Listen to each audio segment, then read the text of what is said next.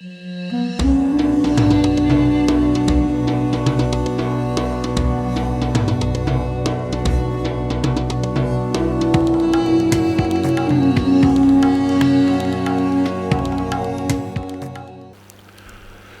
Rahmanir Rahim.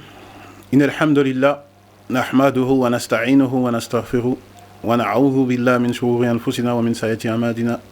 Man yahdihillahu fala mudilla lahu wa man yudlil fala hadiya lahu wa ashhadu an la ilaha illallah wahdahu la sharika lahu wa ashhadu anna Muhammadan 'abduhu wa rasuluhu amma ba'd. Salam alaykoum à vous tous.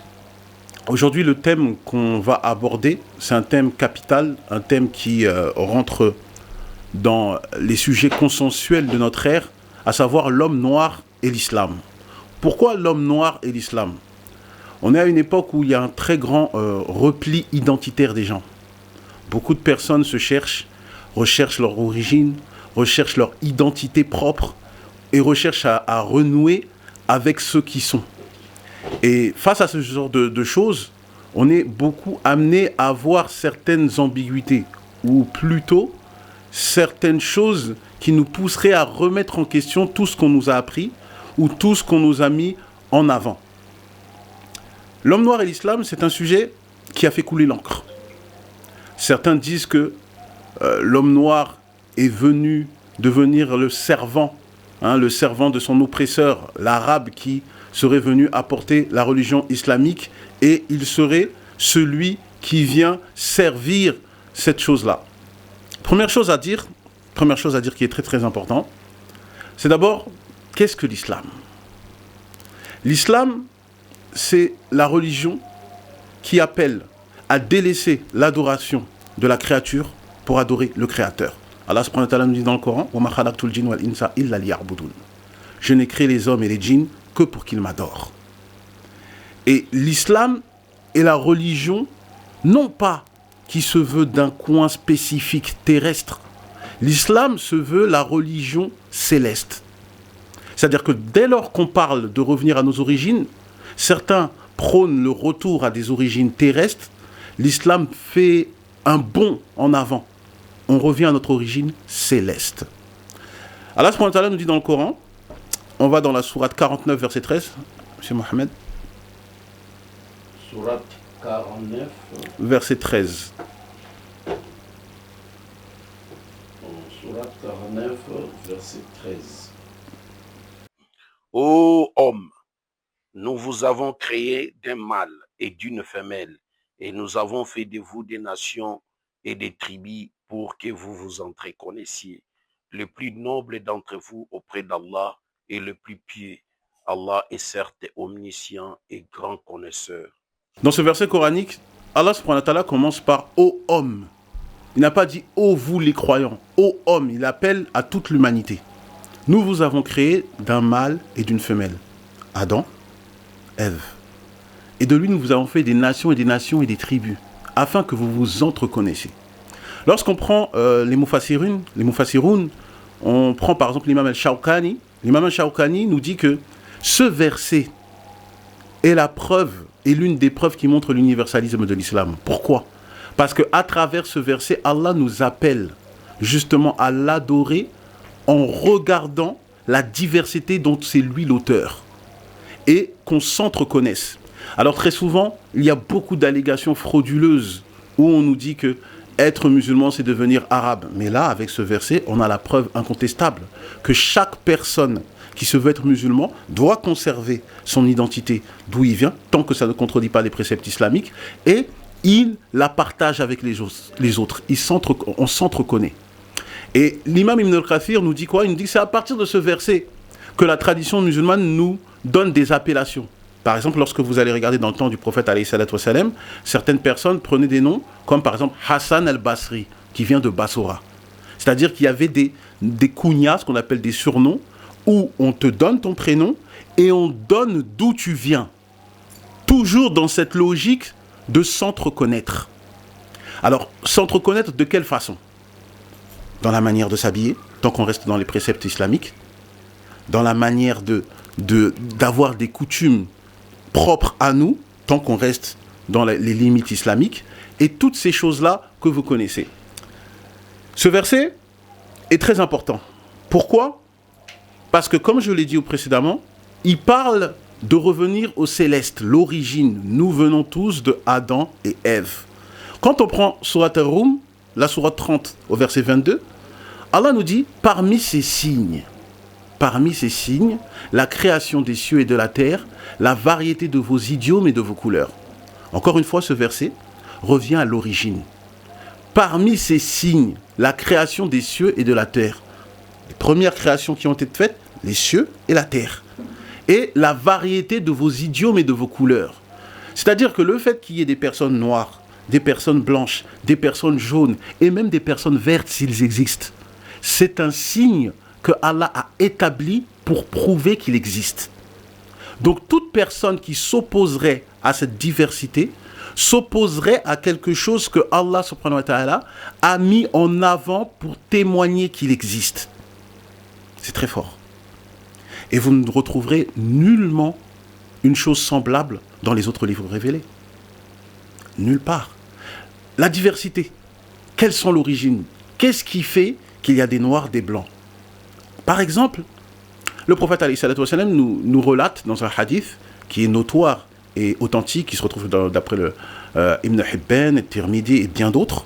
Il nous dit que lorsque Allah subhanahu wa ta'ala a créé l'être humain, il a pris une poignée de terre de chaque coin. Et il y avait des terres qui étaient plus foncées que d'autres.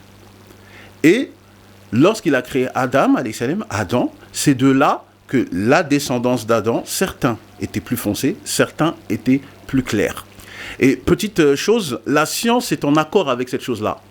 Par exemple, il y a Nina Marchi, qui est une spécialiste du musée de l'homme à Paris, qui nous parle de l'origine de l'être humain et qui affirmerait que les différentes couleurs des êtres humains se veulent par rapport à leur lieu géographique.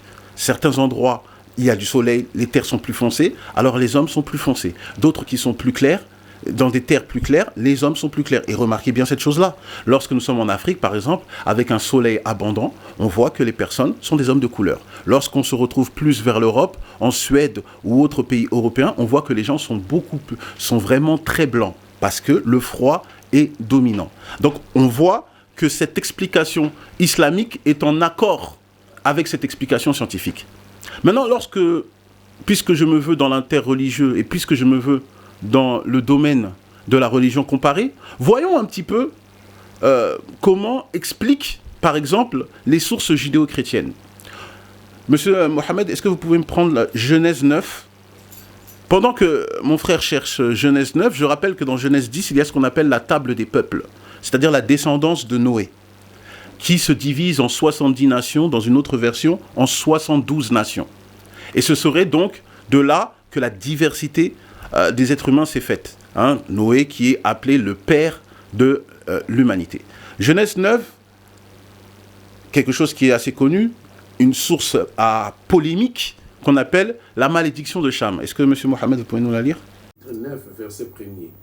Dieu bénit Noé et ses fils et leur dit: soyez féconds, multipliez et remplissez la terre. Vous serez un sujet de crainte et de froid pour tout animal et de la terre, pour tout oiseau du ciel, pour tout ce qui se meut sur la terre, et pour tous les poissons de la mer. Ils sont livrés entre vos mains. Au verset 3. Tout ce qui se meut et qui a vie vous servira de nourriture. Je vous donne tout cela comme l'herbe verte.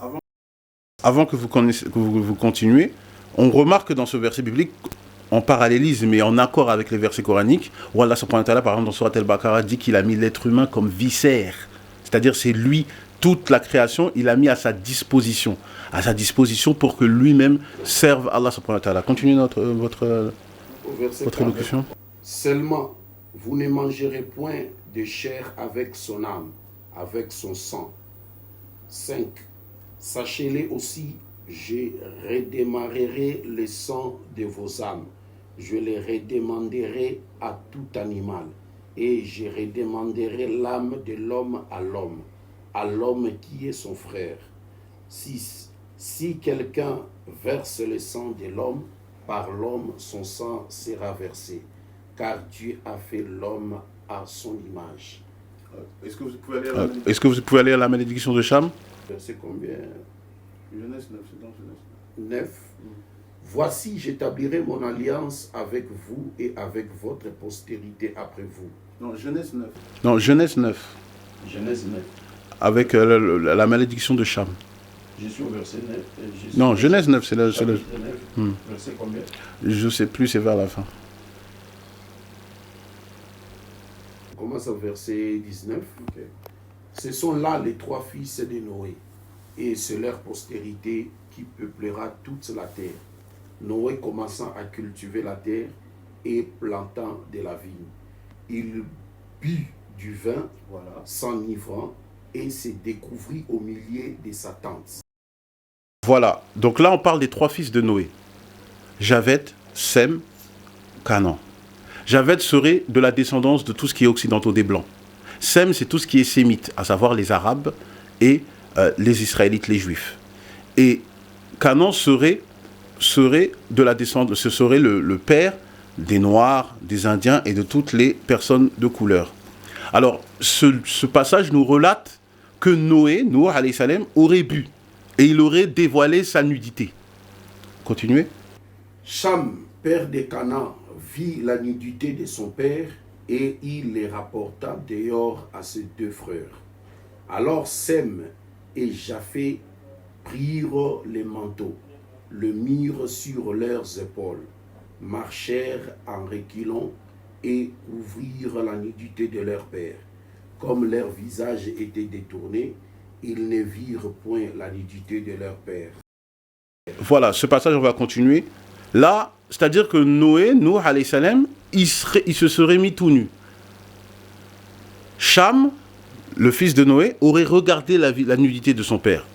Ses frères, par respect pour leur papa, ont fermé leurs yeux. Dans une autre version, il y a des versions hébraïques où on dit que Cham se serait moqué de son père. D'autres disent qu'il aurait tiré son sexe. D'autres disent même qu'il aurait, excusez-moi du terme, sodomisé. Chez les Juifs, il y a ça chez les Midrash. Continue. Au verset 24.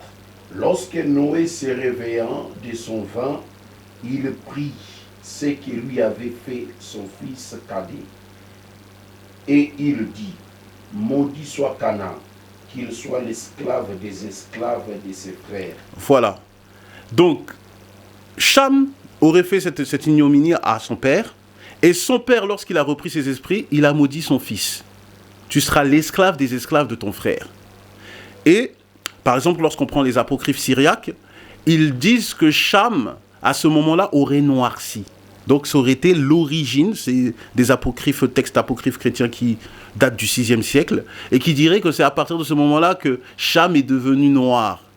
Et c'est la marque qui montre qu'il devrait être l'esclave de ses frères. Lorsqu'on parle dans les premiers textes chrétiens, pour être honnête, ce n'est pas sur ces textes-là qui se sont basés pour faire de l'esclavagisme. On a dû attendre le 15e siècle. Le 15e siècle avec le pape Nicolas V, de ce qu'on appelle les bulles papales. Et les bulles papales, c'est une manière de légitimiser l'esclavage en Afrique. C'est-à-dire que, puisque, en prenant Genèse, les Noirs doivent être les esclaves des Blancs et des Arabes ou des Juifs, alors lorsqu'on va en Afrique, on ne fait que la volonté de Dieu selon ce texte.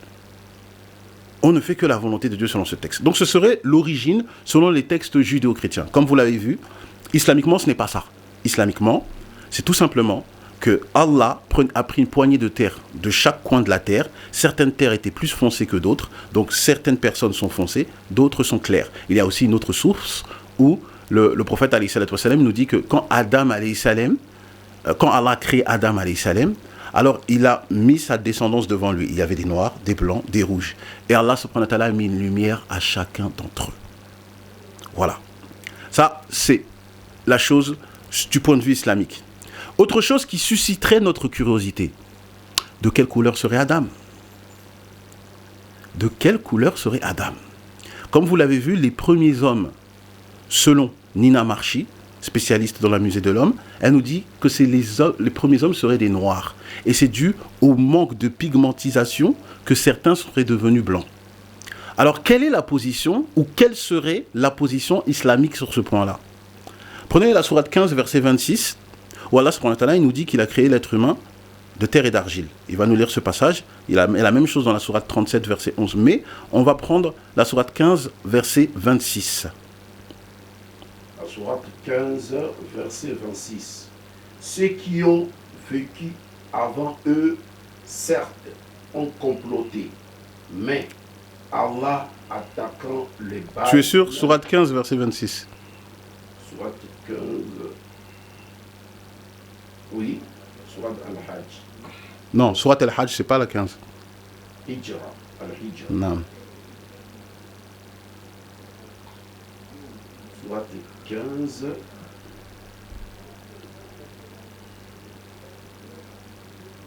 Verset 26. Oui. Oui, c'est ça. Nous créâmes l'homme d'une argile crissante, Voilà. extrait d'une boue Malléable, exactement. Le terme en arabe qu'il a créé d'une terre et d'argile, d'une boue malléable, en arabe c'est hamaïn. Et le maître des exégèses, à savoir l'imam al-Tabari, dit que cette boue malléable serait noire. Alors la question que je me pose, on prend une boue malléable et on la forme en être humain. De quelle couleur serait cette boue malléable, sachant que l'imam Tabari te dit que c'est une boue malléable noire. Hamaïn, c'est une boue malléable noire. Donc à partir de cette boue malléable noire, Allah a fait Adam. De quelle couleur serait Adam? Je pense que c'est évident qu'il serait noir.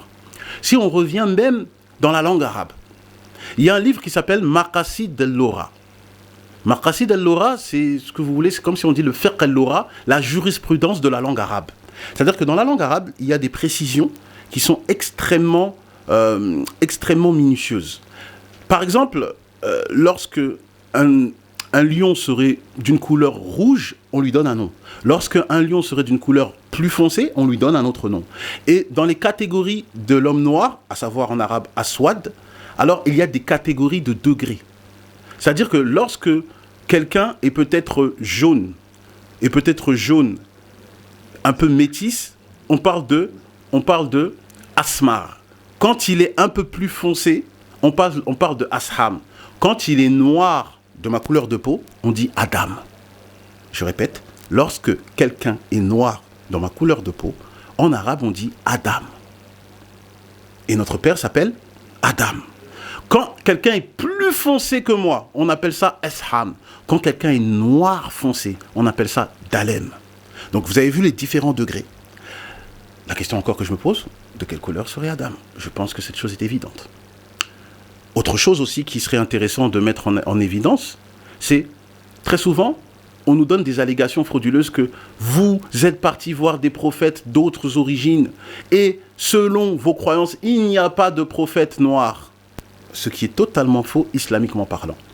Très souvent, lorsqu'on va dans les sources judéo-chrétiennes, on nous fait croire ou on donne comme allégation que Dieu aurait révélé des prophètes que chez le peuple des enfants d'Israël.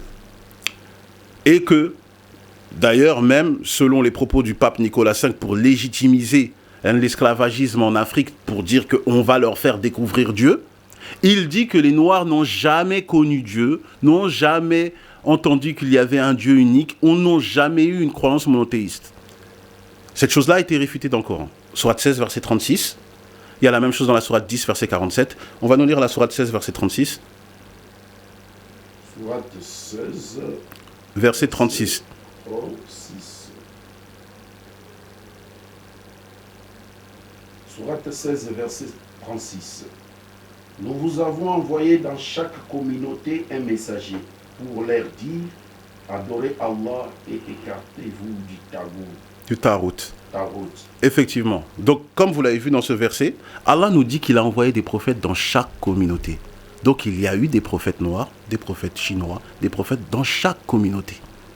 Et ça, c'est la pensée islamique, contrairement à la pensée judéo-chrétienne. Alors, premièrement, on est très à l'aise en sachant que l'islam prône qu'il y a eu des prophètes dans chaque communauté. Donc chaque peuple se retrouve à l'islam, comme je vous l'ai dit, c'est une religion qui revient au céleste. Mais il y a aussi une autre petite subtilité qui est même assez, je dirais, élogieuse pour le peuple noir. Il y a une sourate qui s'appelle sourate Luqman. Luqman, sourate 31, était noir. Alors, il y a divergence, certains disent que c'était un prophète, d'autres disent qu'il n'était pas un prophète, et puis ça a fait couler l'encre. Et moi, même si on me dit que ce n'est pas un prophète, moi ça me fait même sourire. Ça me fait sourire pourquoi ? Parce que de un, avec les versets que je vous ai cités précédemment, on sait qu'il y a eu des prophètes noirs. Mais si Luqman n'est pas un prophète, malgré le fait qu'il ne soit pas un prophète, Luqman le sage est tellement quelqu'un qui a marqué une croyance magnifique vis-à-vis d'Allah que Allah lui a donné et lui a dédié une sourate. Même s'il ne serait pas prophète. Alors c'est élogieux pour le peuple noir. Autre chose, lorsque vous allez dans la sourate 30, lorsqu'on va au verset 13, Luqman vient balayer cette croyance frauduleuse, notamment lorsque le pape Nicolas V, pour reprendre ses propos, disait que les Noirs n'ont jamais connu un Dieu unique et ont toujours été des païens. Lorsque Allah subhanahu wa ta'ala, dans la sourate Luqman, nous dit que Luqman enseignait à ses enfants. Et qu'est-ce qu'il disait à ses enfants ? Ya bunayya, la tushrik billah, inna shirka al-dhulm al-azim. C'est-à-dire que Luqman disait à ses enfants, à mon fils, n'associe pas à Allah. L'association est un crime immense. C'est-à-dire que cet homme noir enseignait à ses enfants d'être des monothéismes. Enseignait à son fils d'adorer que Dieu. Et c'est un noir. Et c'est-à-dire que tout musulman qui va lire le Coran doit obligatoirement s'imprégner de cet état d'esprit de cet homme noir dans l'éducation de ses enfants. Voyez maintenant comment l'homme noir a sa place dans l'islam. Il participe même à être l'exemple de l'éducation de nos enfants musulmans. C'est une chose. Deuxième chose aussi que je pourrais citer, on a dit, il y a des prophètes dans chaque communauté. On a dit qu'il y a eu des prophètes noirs, comme chinois, indiens ou autres. Maintenant, la question, est-ce qu'il y a un prophète connu qui serait de couleur noire ? C'est la question qu'on devrait se poser. On va commencer, pour susciter un petit peu la curiosité des gens, je vais d'abord me diriger dans la Bible. Peux-tu aller dans Genèse chapitre 12, verset 11 ? Genèse chapitre 12, verset 11. Pendant que mon frère cherche le verset, on va rappeler... Voilà, chapitre 12, verset 11. Ok, on écoute. Comme il était prêt d'entrer en Égypte, il dit à Sarai, sa femme, voici, je sais que tu es une femme belle de figure. Quand les Égyptiens te verront, ils diront, c'est sa femme. Et ils me tueront et te laisseront la vie. Dis, je te prie, que tu es ma sœur. Merci. Donc dans ce passage, pour relater, c'est Ibrahim, alayhi salam, qui rentre avec sa femme Sarah en Égypte. L'Égypte, qui selon de nombreux historiens, comme l'historien Hérodote, nous disent que c'est une civilisation des plus développées et c'était un peuple noir. Le mot égyptien en hébreu, on appelle ça le pays des Noirs. C'est-à-dire que les pharaons égyptiens étaient noirs. Dans le passage que notre frère vient de nous citer, si on prend l'exégèse de l'un des plus grands exégètes juifs, à savoir Rachi, c'est-à-dire chez les juifs, un exégète le plus célèbre, Rachi, commente ce verset. Et il nous dit que ce verset, en vérité, le sens de ce verset, ce serait que Abraham aurait dit à Sarah, tu t'apprêtes à aller dans un peuple de gens noirs qui n'ont pas l'habitude de voir des femmes belles. Alors dis que tu es ma sœur. C'est-à-dire que, selon ce passage, selon Rachi, Abraham s'apprête à rentrer avec Sarah en Égypte, le peuple des gens noirs. Il aurait dit, soi-disant, que les femmes ne seraient pas belles. Bon, bizarrement, en tout cas, il est reparti avec Agar. Donc, je ne sais pas, hein, il considère que les femmes ne sont pas belles, mais il a pris comme deuxième femme Agar. Ça aussi, c'est quelque chose qui devrait susciter notre curiosité. Mais, ce qui est important, c'est que l'Égypte était un peuple noir. Agar, très souvent dans la Bible, on la nomme comme étant une servante. Or, il y a une contradiction. Si on prend Genèse 16, 6, elle était la fille de Pharaon. Elle n'était pas une servante ou une esclave, elle était la fille de Pharaon. Mais, ce qui est intéressant, c'est que l'Égypte était un peuple noir. Alors, l'Égypte est un peuple noir. Quand on va dans Exode chapitre 2, versets 4 à 10, on voit que Moïse, bébé, était recueilli par les Égyptiens. Comme vous connaissez l'histoire, Pharaon tuait les premiers-nés des enfants d'Israël. Et Moïse, la mère de Moïse a été inspirée par Dieu. Elle l'a mis sur un fleuve et c'est la fille de Pharaon qui a recueilli Moïse bébé. Mais lorsqu'on va dans Exode chapitre 2 verset 19, vous pouvez nous citer le Exode chapitre 2 verset 19, vous allez comprendre un petit peu la subtilité de la chose. Je rappelle que l'Égypte était un pays noir. Moïse a été accueilli par ces Égyptiens qui étaient noirs. Et dans Exode chapitre 2 verset 19, qu'est-ce qu'on nous dit? Exode chapitre 2 verset 19.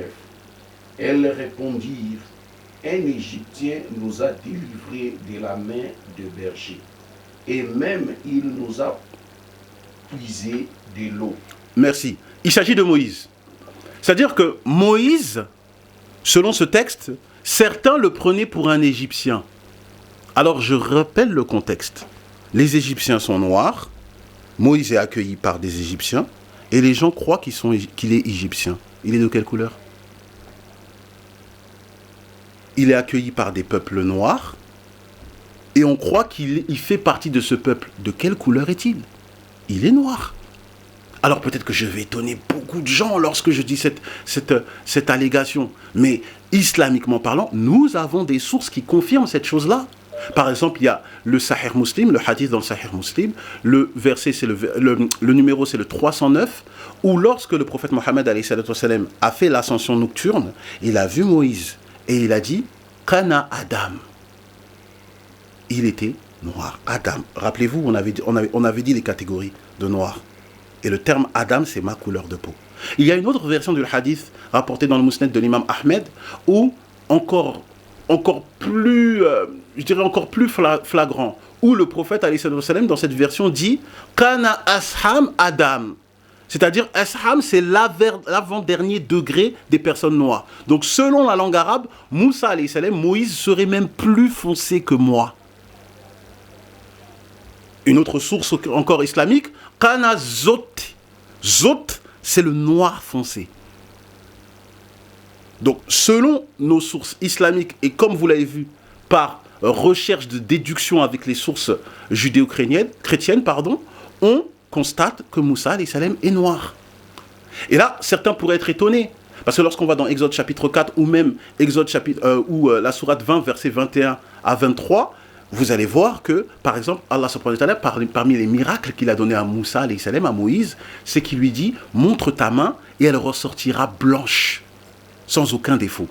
Et certains exégèses coraniques ont dit « C'est la preuve que Moïse était noir ». Parce que comme il était noir, le miracle, c'est qu'il sort sa main blanche.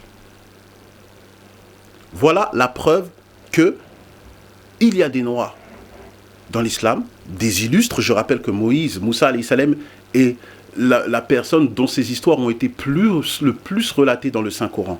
C'est une personne noire. Autre chose aussi, quand on revient dans l'avènement de l'islam, parce que très souvent, lorsqu'on nous parle de l'islam, très souvent les personnes disent « Oui, vous êtes partis chez la religion de ceux qui nous ont réduits à l'esclavage. » Et c'est comme si on faisait la réduction de l'homme noir à être un esclave. Et ça, c'est dramatique et vraiment un manque de connaissances flagrant. Je rappelle que dès l'avènement de l'islam, les musulmans, ils étaient persécutés par les Arabes notoires de la Mecque. Et qu'est-ce qu'ils ont fait pour faire l'expansion de l'islam? Ils sont partis se réfugier en Abyssinie, chez des Noirs. C'est-à-dire que l'homme noir a participé, dès l'avènement de l'islam, à l'expansion de cette religion. Ses compagnons sont partis se réfugier en Abyssinie, en Éthiopie, chez un peuple noir. Autre chose, lorsqu'on va relater cette histoire, on rentre dans les Sahihain, et c'est notoire dans nos sources islamiques, c'est lorsque les compagnons sont partis en Abyssinie, les notoires de la Mecque sont partis voir le roi Négus, et ils lui ont dit « Livre-les-nous en tant qu'esclaves ». C'est-à-dire que, lorsqu'on lit cette source, on comprend que les Éthiopiens avaient la capacité de réduire à l'esclavage des Arabes. Comme ça, on remet les choses on remet les choses là où elles doivent être. Il y avait des Noirs à cette époque qui avaient des esclaves arabes. Le roi Négus, certains notoires de la Mecque fournissaient des esclaves arabes aux Noirs, à ce roi Négus. Et c'est très important qu'on revienne de cadrer toutes ces choses-là. Je pense que si Allah nous le permet, on pourra aussi traiter ce sujet de l'esclavage parce que c'est un sujet très minutieux et très périlleux qui mérite d'énormes explications. Mais participer à l'expansion. Ils ont participé à l'expansion de l'islam dès leur commencement. Et c'est pour cela que vous allez voir une preuve historique. Comme ça, on ramène les preuves historiques. Lorsque vous allez, par exemple, en Somalie. Vous allez en Somalie, il y a une mosquée, c'est un vestige, qui s'appelle la mosquée aux deux Qibla. Pourquoi elle s'appelle la mosquée aux deux Qibla? Parce que dans cette mosquée, il y a une direction à la prière vers Jérusalem et une direction vers la Mecque.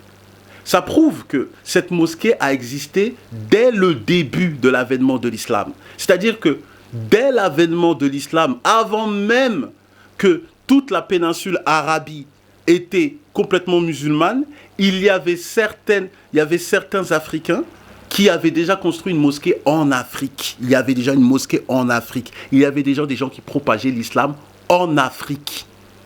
Et ça, c'est très important de le dire. Autre chose qui est magnifique, et je pense que c'est parmi l'une des preuves incontestables que l'homme noir a sa place en islam, c'est que lorsqu'on rentre dans le Coran, il n'y a qu'un seul compagnon qui est nommément cité dans le Coran. Il n'y en a qu'un seul. C'est Zayd. On prend la sourate 33, verset 37. Il est nommément cité dans le Coran. C'est Zayd. Zayd qui était le fils adoptif du prophète alayhi salatu wassalam. Et Zayd était noir. La nourrice du prophète alayhi salatu wassalam, Baraka Aymen, était éthiopienne. Elle était noire. Certaines même de nos sources disent que le prophète alayhi salatu wassalam appelait Baraka Aymen maman. Et c'était une noire. C'était une noire. Autre chose aussi qui est d'une importance capitale, c'est que Zayd, lorsqu'il s'est marié justement avec Baraka Aymen, ils ont eu un fils qui s'appelle Oussama ibn Zayd. Et lorsqu'on va dans Bukhari ou Muslim, par exemple, on va voir que lorsque Oussama ibn Zayd était enfant, le prophète Mohammed alayhi salatu wassalam prenait Hassan d'une main, prenait Oussama ibn Zayd, ce noir, d'une main, et il disait « Ya Allah, aime-les parce que moi je les aime ». Et Aïcha, notre mère Aïcha, nous dit quoi? Et c'est toujours dans le Bukhari ou Muslim, dans Bukhari. Aïcha nous dit « Personne ne peut ne pas aimer Oussama ibn Zayd, parce que celui qui n'aime pas Oussama ibn Zayd, Allah ne l'aime pas. » Je répète, celui qui n'aime pas ce noir, Allah ne l'aime pas. Et son surnom, c'était Hub Rasulillah, l'amour du prophète alayhi salatu wassalam. C'est pour ça que, mes très chers frères et sœurs, la connaissance, c'est de la connaissance et de la discussion que jaillit la lumière. Nous devons être pleinement armés de connaissances afin de montrer que l'homme noir a toute sa place dans l'islam, comme tous les peuples. Je rappelle que les compagnons du prophète alayhi salatu wassalam étaient de toutes les contrées. Et donc c'est ainsi que je clôture. Je pense que ce n'est que partie remise. Je pense que c'est partie remise parce que je pense que le goût du miel de ces connaissances n'ont juste que effleuré nos palais. Et on aimerait manger cette chose-là en abondance et avoir une grande digestion. Et c'est ainsi que je clôture mon intervention. Et c'est une chose à remise. Autre chose, petit appel, comme vous le savez, la chaîne Jabal Nour est la seule chaîne officielle à Kinshasa musulmane. Et je ne dirais pas qu'il serait bon, je dirais qu'il serait un devoir et de notre responsabilité d'être des acteurs et non des spectateurs pour pouvoir faire en sorte que cette chaîne perdure et soit profitable, non seulement pour vous, mais aussi pour nous. Alors, on vous appelle à contacter, bien entendu, les personnes responsables de cette chaîne de télé, afin que on puisse, avec des dons, contribuer à rendre ce travail minutieux et ce travail laborieux à une échelle d'excellence. Voilà. Je vous remercie. Barakallahu fikum. Subhanaka Allahumma bihamdik. Ashhadu an la ilaha illa ant. Astaghfiruka wa atubu ilayk.